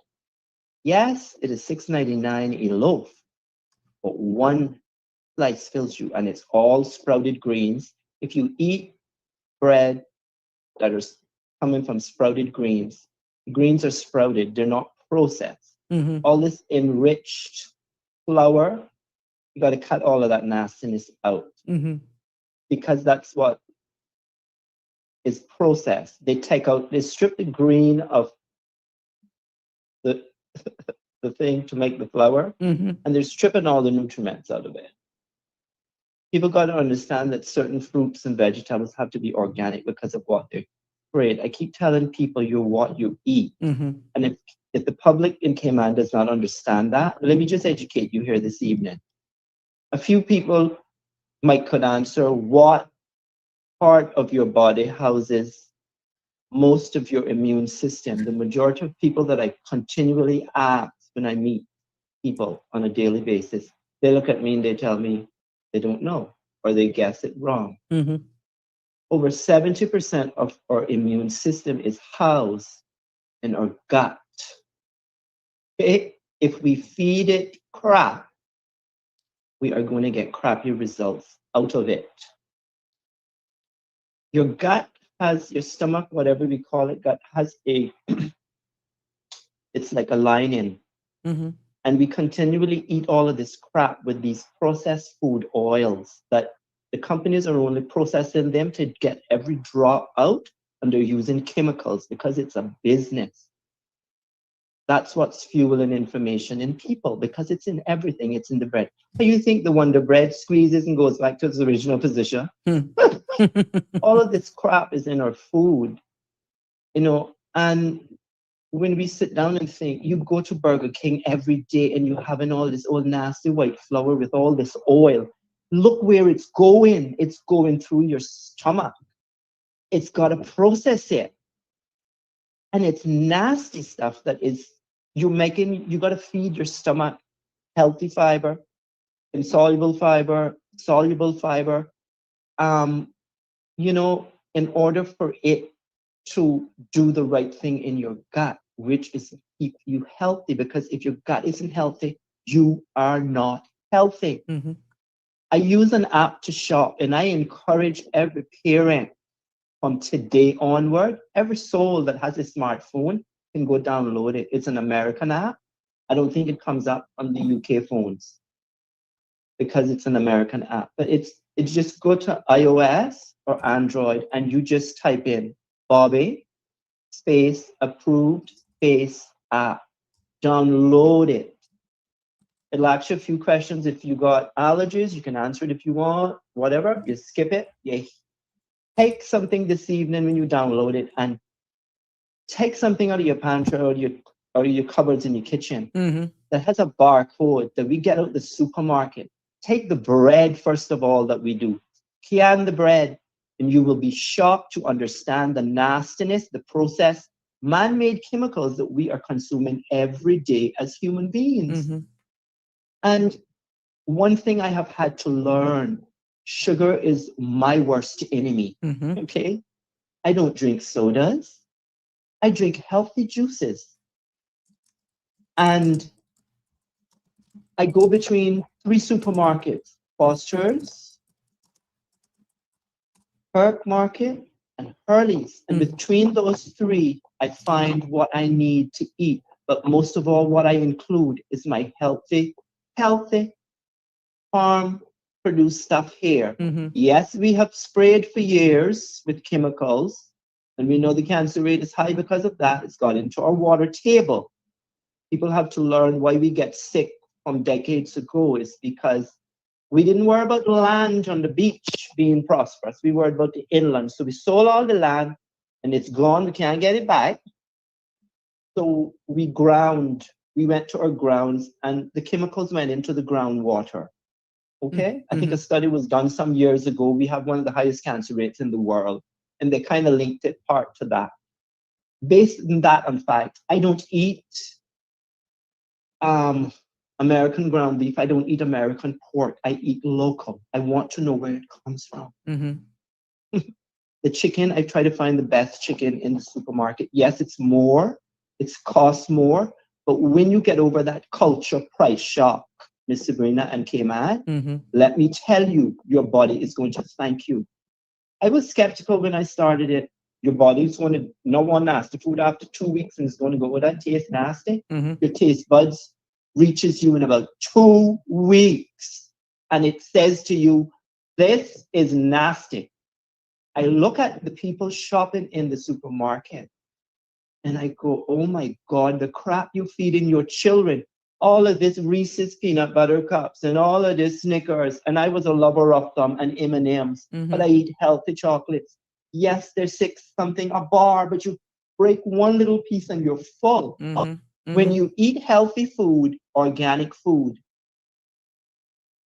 it's called satiety. It keeps you full longer, but you're snacking in between with healthy snacks. Remember, we supposed to get 3 meals a day. Breakfast is your most important. Oats, but not Quaker oats, organic oats, steel cut oats. They're the least processed. People have to read up and learn. Bobby approved. His name is Bobby Parrish. He's on YouTube. He goes into Target, Walmart, Costco, Aldi's, Sam's, and you can He clicks on it, and he just tells you what is healthy and what's not. When you use this app to scan stuff, you just, if it's not approved, it's red. If it's approved, it's green. If it's red, it's going to tell you the nasty stuff and tell you why you shouldn't have it. Mm-hmm. We are what we eat, so we need to learn to understand that. And what we eat in Cayman and the rest of the world, if you're not eating something healthy, it's nasty food that are man-made, processed chemicals, put all these natural flavors. Mm-hmm. You don't know what the natural flavors are. They're made in a lab. They're made to get you addicted. They are healthy potato chips. I'm going to give you the name of a few brands. Mm-hmm. Boulder Canyon. There are some of them, and they don't make all of them healthy, but they are the regular potato chips that are avocado. There's a brand called C80. I think PepsiCo bought them out, but they still remain healthy. It's green, free potato chips. And when you taste them, you would freak out. You taste their tortillas, you would go mad. Mm-hmm. There is Good Health has, parents love to feed their children these little vegetable sticks. Good Health has them. You can get them in the supermarkets here. You choose peanut butters that are healthy. Natural peanut butters. I love Smucker's. It's my favorite. It's so good. It's just peanuts and a little sea salt. The healthy food is not no more expensive now than the less healthy food, the unhealthy one. I was going to say that because And we have to. we're hearing the feedbacks from the fast food joints right now that it's, you might as well just go buy a decent plate of food for what you're actually pulling up and seeing. Yes. And a soup. Let me give you a brand of soups. Not all of them are, but a lot of them are. Amy's. I take her soups. They're $5, or whoever they are, created them out of California, I think. They're $5 something a can.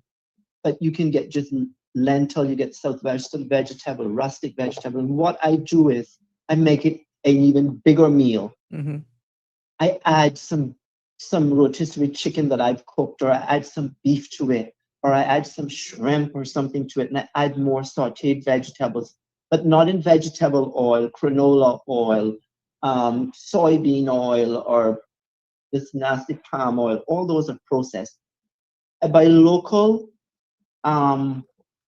coconut oil. I want to know where it's coming from. I buy avocado oil for deep frying because I still enjoy my foods, but I do them a healthy way. I do my fried foods in my own deep fryer. So I bought right up there at A.L. Thompson, and my fried chicken and my chicken wings and are just as good as what they serve out there, but it's in healthy oil. And we have to learn to make better choices. What would Like you Mr. say Jim to is someone? saying. What would you say to someone who's saying that, you know, not everybody can afford these alternate choices that you, because it's saying, see, it's saying the only people talking are those who make over 7,000 a month. Well, no. I've met people in the supermarket that can do it. I've met a young lady with, I think it was her mother, and she told me and another friend in Kirk some months ago last year that we started talking. I says, oh, I said, we love you, Ron, seeing all this food. She says, and the young lady said, and we said, well, have you heard about the Bobby approved app? And she says, yes, my husband doesn't shop or put anything in the cart unless he scans it. Mm-hmm. So we need to learn to scan. Yeah, you know, I'm sorry, it's a reality check. We are at a health crisis in the Cayman Islands. We already know that, right? Oh, yeah. So are we going to still continue to feed our children these processed foods? We go to Burger King, we go to Wendy's, and we buy this and we buy that.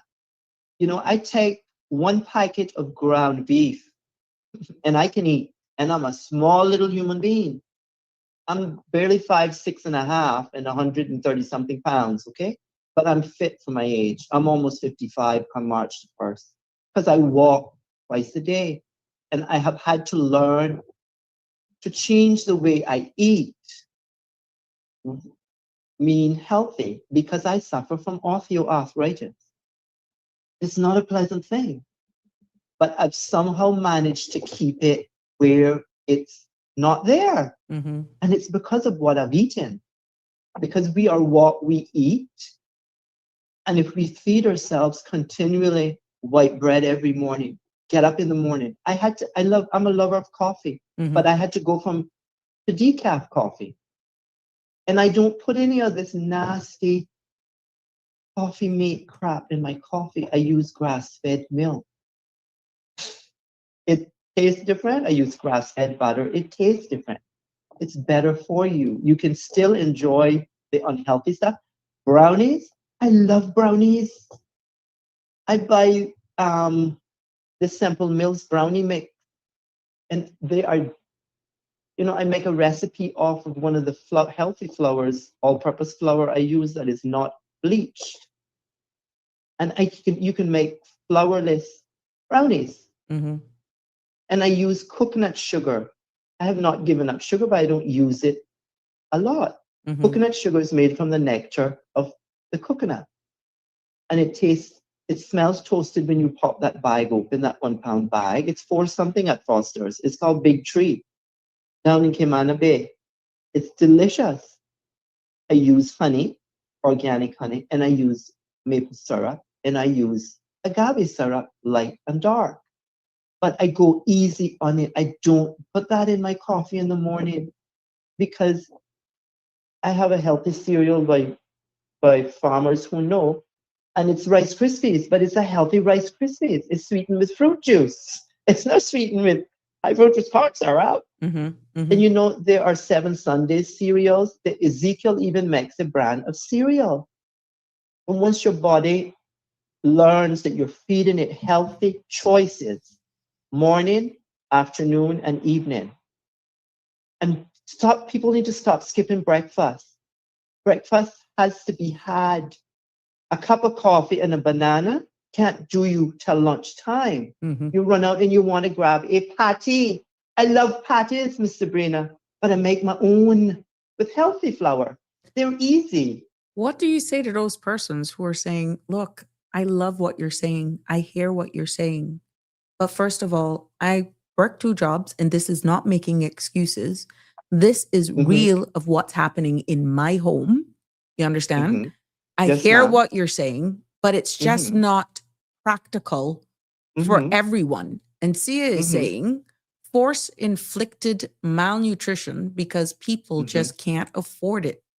It is not a good thing. I get you. What needs to take place, I believe, first of all, on a national level here, because this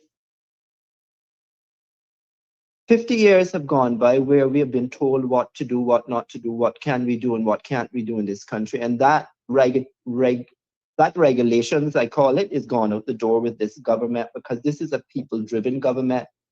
It seems to be working that way. And I hope the voice of the people is heard continually from here onward. But let me say this.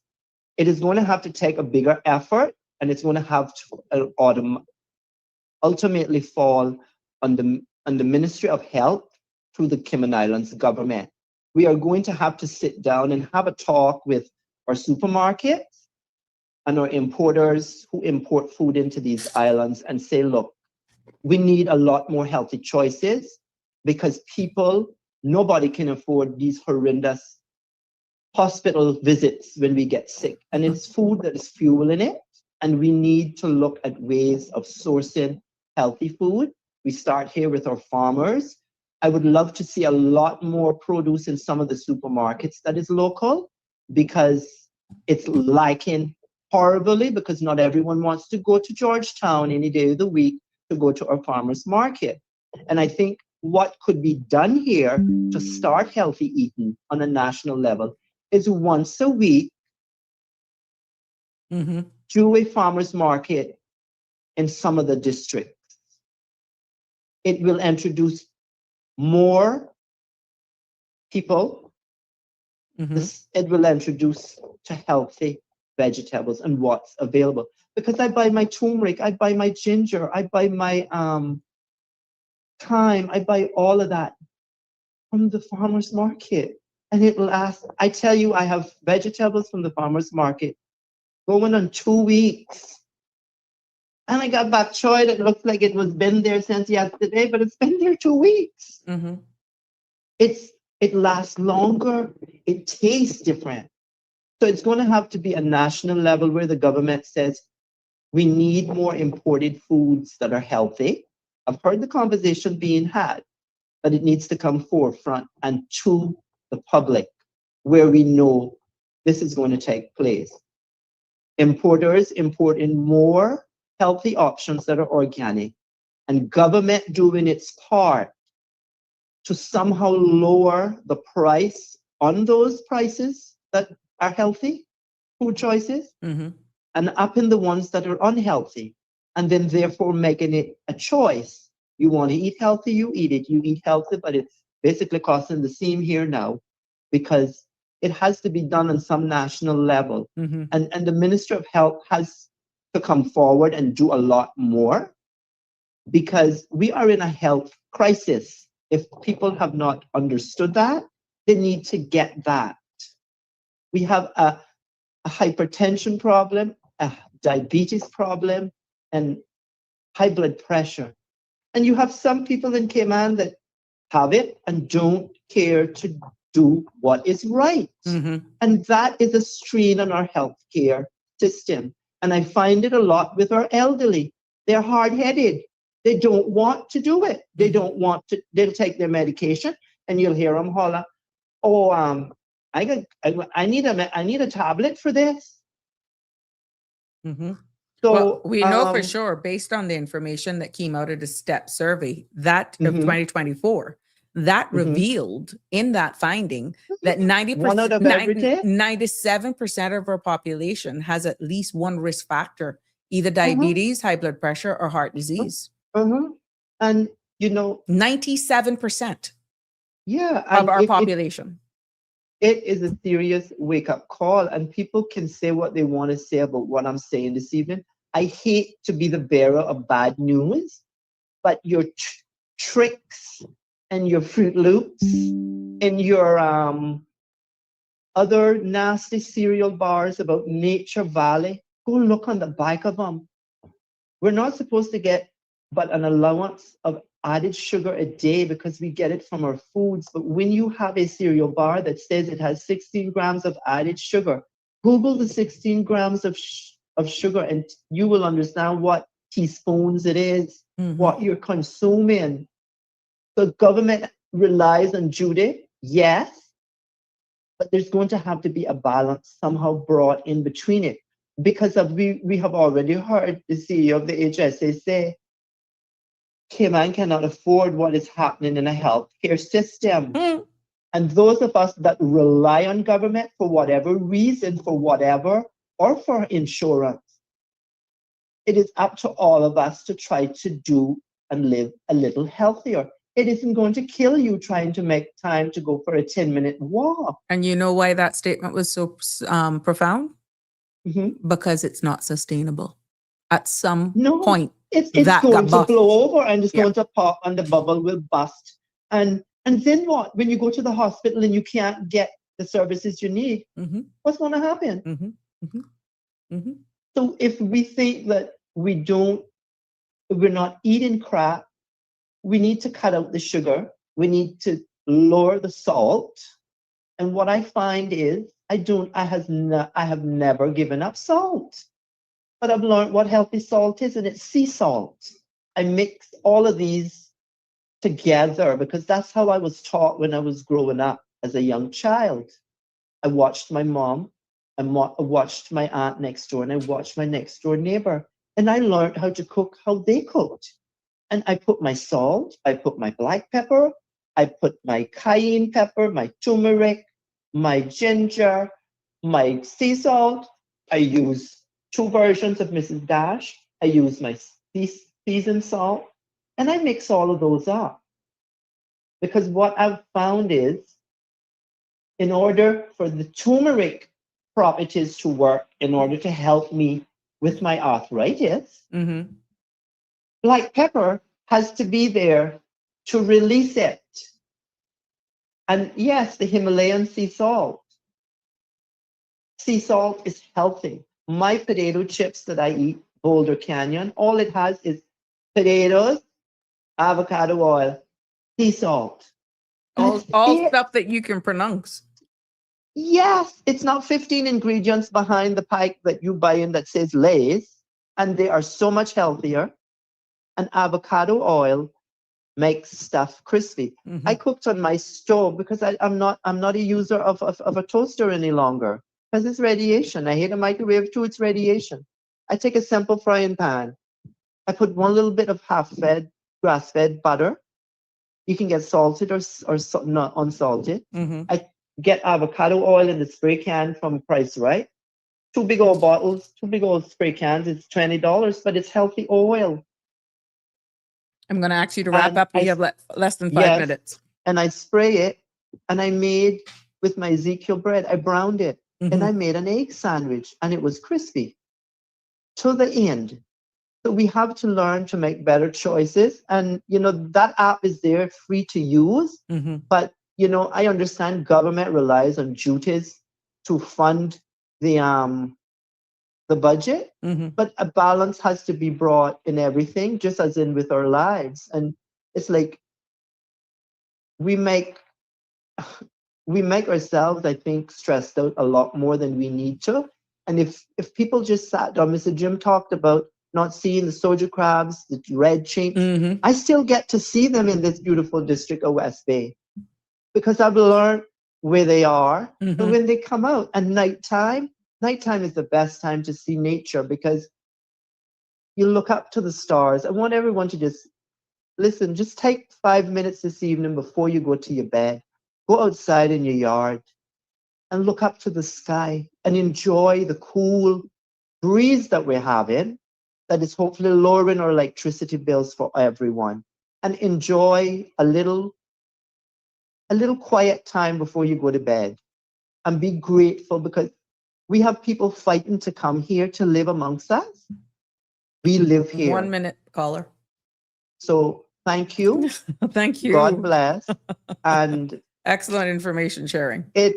we just need to learn to make better choices. And it starts at home, just like respect starts from That's when we're right. children. We're That's taught right. it. Thank you, Mr. Thank Sabrina, you and very God much. bless. Yes. And these islands and Cayman. There we Good go. evening. Have a good Bye-bye. evening. Bye-bye. You too. Bye-bye. Sure. I want to thank that caller for calling in and weighing in this evening. And even though we didn't get to delve into the core findings of the STEP survey, I had to share that statistic with you, that in the STEP survey of 2024, it revealed that 97% of our population has at least one risk factor of non-communicable disease. Yeah, that was high blood pressure, diabetes, and heart disease. Of those findings, it also had had revealed that means only 3% of the population had a zero risk factor for not showing up at that time of having any of these disorders. It also showed that 50% of our older Caymanians have multiple high risk factors of these non-communicable disease. It also showed that sugary drinks consumption, as we rightfully spoke about it, the high fructose syrup, is high, and fruit and vegetable intake is below the recommended levels. Also in these findings, it said that physical inactivity actually, is widespread, and many adults are not meeting the World Health Organization activity guidelines. One of the other findings of the 7 also highlighted, as we've alluded to here today, and we can confirm, that obesity remains the major issue here in the Cayman Islands. And guess what? Especially among older adults. It also highlighted that smoking and alcohol use remains concerning. That is high on the list. And one of the biggest takeaways is that even though this findings is broad, many persons were totally unaware of their blood pressure or their blood sugar or even their cholesterol levels. So I am so happy and thankful for all of you who have joined me here this evening, for weighing in, for commenting, for calling in. Thank you for sharing your experience. Jimbo, thank you so much for putting context and for validating yesterday's episode of Sabrina Speaks. It only made sense. Thank you for sharing. Thank you for weighing in. It is now 7. That brings me to the end of today's episode of Sabrina Speaks. Tomorrow is Open Mic Friday. We can pick this up. We can dissect some of the topics that we didn't really get to finish all this weekend. But it has been a pleasure. Again, please be safe on the roads. Bundle up. I'm expecting I want to hear from you tomorrow, what you're thinking about the weather. Until next time, love you lots. Take care. God bless. That's a wrap for today's edition of Sabrina Speaks. Thank you for tuning in and for being part of the conversation. Remember, the dialogue doesn't stop here. Stay engaged, stay informed, and most importantly, stay empowered. We'll be back tomorrow at 5 p.m., same time, same place, right here on CMR TV and radio, where your voice matters and your truth is heard. Until then, Cayman, take care of yourself and each other. That's it for today's edition of Sabrina Speaks, where your voice matters, your story counts, and your truth is always welcome. Join us weekdays from 5 until 6:30 p.m. right here on CMR TV as we dive into the topics that matter most to you. Catch the show live or on demand at cmrtv.com. And don't forget to follow us on Facebook, YouTube, and Instagram so you never miss a moment. Until next time, stay informed, stay engaged, and always speak your truth.